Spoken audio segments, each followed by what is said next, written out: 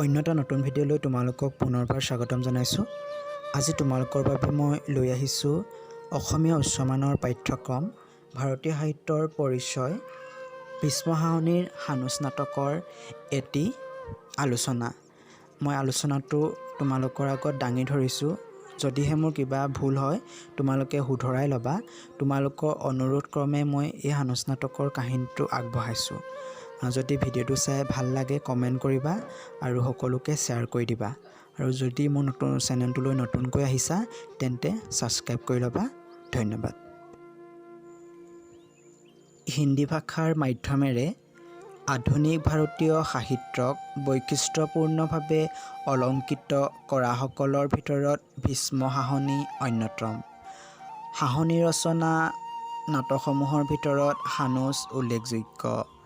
1977 চনত ৰচিত এই নাটকখনত তলা সাজি জীৱিকা নিৰ্বাহ কৰা সাধাৰণ মিস্ত্ৰী এজনৰ মনত থকা সৃষ্টিৰ তাড়না, সৃষ্টিশীল ক্ষমতা তথা তীব্ৰ সংকল্পক নাটকখনত চিত্ৰিত কৰিছে। যদিও নাট্যকাৰে নাটকখনত সৃষ্টিশীলতাৰ আকুলতা, দ্বন্দ্ব আৰু পৃহাক কেন্দ্ৰীয় বস্তু হিচাপেহে গ্ৰহণ কৰা দেখা যায়। নাটকখনৰ কাহিনীৰ পটভূমি মধ্যযুগৰ আৰু ইউৰোপৰ পৃষ্ঠভূমি।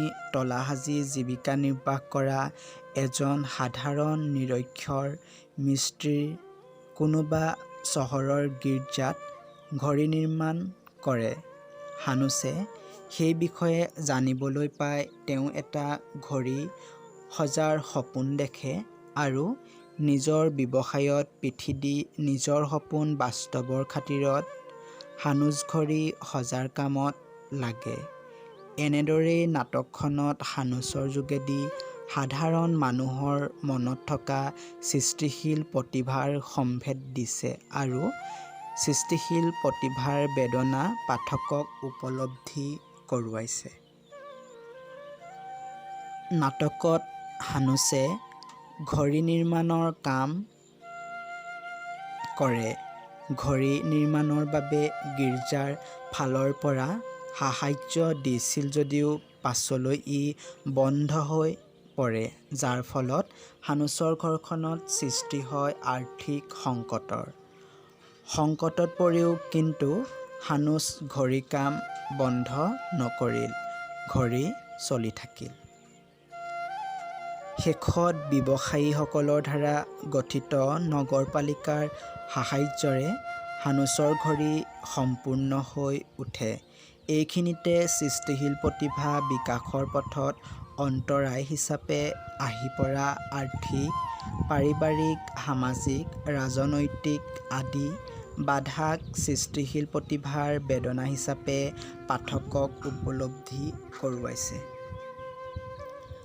নাটকত দেখা যায় সানুচৰ ঘড়ী সম্পূৰ্ণ হৈ উঠাত সানুচ ঘড়ী প্ৰতিপত্তি স্থাপনৰ বাবে নগৰপালিকা আৰু গীৰ্জাৰ মাজত টনা-আজোৱা সৃষ্টি হয়। যদিও অৱশেষত নগৰপালিকাৰ ভৱনৰ মিনাৰতে ঘড়ীটো স্থাপন কৰা হ'ল। ইয়াৰ পাছতে ৰাজ্য ৰজাই সানুচক ৰাজদৰবাৰৰ সন্মানীয় সদস্যৰ পদ যচাৰ বিপৰীতে সানুচে যাতে আকৌ এনে এটা নতুন ঘড়ী সাজি অন্য দেশৰ শোভাবৰ্ধন কৰিব নোৱাৰে তাকে লক্ষ্য কৰি সানুচৰ চকু কাঢ়ি ল'বলৈহে আদেশ জাৰি কৰে। এইখিনিতে শিল্পীৰ সৃজনী প্ৰতিভা অৰ্থাৎ সাধাৰণজনৰ কলা চেতনা চিত্ৰ প্ৰতিফলিত হৈছে। সানুচে ঘড়ী নিৰ্মাণ কৰাৰ পাছত সুবিধাবাদী চক্ৰই সানুচৰ সৃষ্টিৰ সুযোগ গ্ৰহণৰ বাবে বিভিন্ন কৌশল কৰি উলিওৱা সানুচক ৰজাই চকু কাঢ়ি পেলাই অন্ধকাৰ কৰি তোলাৰ নিৰ্দেশত সানুচৰ নিৰূপায় আৰু কৰুণতাই দৰ্শক পাঠকক আদেশ দিছে। তাৰ সমান্তৰালভাৱে সানুচৰ দ্বাৰা নিৰ্মিত ঘড়ীৰ শব্দত সাধাৰণ জনতাই দিয়া আশীৰ্বাদ সূচক মন্তব্যই সৃষ্টিশীল প্ৰতিভাৰ প্ৰতি থকা জনতাৰ শ্ৰদ্ধাই সানুচক বেদনাৰ মাজত আনন্দ প্ৰকাশ কৰিছে। শেষৰ অংশত অন্ধ সানুচৰ যোগেদি সৃষ্টিশীল প্ৰতিভাৰ দুৰ্দশা আৰু দমিত জনশক্তিৰ পৃহা মনোবেদনাৰ বিপৰীতে ৰাজশাসন ফুফুলা কুটিল আৰু নৈতিক অন্ধতাৰ স্বৰূপ অত্যন্ত মৰ্মস্পৰ্শীভাৱে চিত্ৰিত কৰিছে। নাটকত গোটেই জীৱন অভাৱ অনাটনৰ মাজেদি কটোৱা নিজৰ প্ৰতিভা সন্ধানেৰে শেষত অভাৱ পূৰণ আৰু সন্মান লাভৰ মুহূৰ্তত ৰাজতত্ত্বৰ পৰা পোৱা নিষ্ঠুৰতাই সানুচৰ মানসিক ভাৰসাম্য হেৰুৱায় আৰু জীৱনজোৰা সাধনাৰ ফলত ঘড়ীটোকে শত্ৰু বুলি ভাবিবলৈ লয় আৰু ঘড়ীটো ভাঙি পেলোৱাৰো কথা চিন্তা কৰে। অৱশেষত নিজকে হাৰ মানি ৰজাৰ বাগিৰ আগত পৰি আত্মহত্যাৰো চেষ্টা চলায়। সানুচৰ মানসিক আৰু ভাৰসাম্যহীন অৱস্থাৰ পৰা মুক্তি দিয়াৰ উদ্দেশ্যে এমিলে তেওঁ সপৰিয়ালক অন্য দেশলৈ পঠাই দি সানুচৰ বন্ধু জেকবৰ সহায়ত পুনৰ ঘড়ীৰ নিৰ্মাণৰ কাম কৰে। কিন্তু সেই সময়তে ঘড়ীটোত বিজুতি হোৱাত ৰজাই সানুচকহে ঘড়ীটো ভাল কৰিবলৈ বুলি নিৰ্দেশ জাৰি কৰে আৰু ঘড়ীটো ভাল কৰাৰ পাছত পুনৰ চলিবলৈ ধৰে।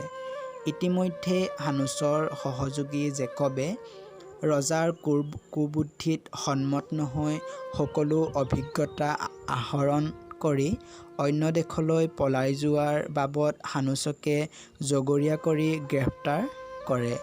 এনেদৰে সৃষ্টিশীল প্ৰতিভাৰ পৰিচয় প্ৰশংসা তথা পুৰস্কৃত কৰাৰ পৰিৱৰ্তে শাসকীয় শক্তিসমূহে ক্ষমতা অন্ধ হৈ অন্ধতাৰ অথবা মৃত্যুদণ্ডৰ উপহাৰ দিয়া অনুভৱ প্ৰকাশেৰে সানুচ নাটকৰ কাহিনী অন্ত পৰিছে। সানুচ নাটকৰ কাহিনীৰ যোগেদি নাট্যকাৰে ঘড়ী আৱিষ্কাৰ কাহিনী বা কোনো ঐতিহাসিক ঘটনা বৰ্ণনা কৰিবলৈ বিচৰা নাই। কাহিনীটোৰ যোগেদি নাট্যকাৰে সৃষ্টিশীল প্ৰতিভাৰ আকুলতা আৰু সৃষ্টিৰ বাবে যুগ্মাযুতিম হোৱা দ্বন্দ্ব আৰু পৃহাক উপস্থাপন কৰিছে।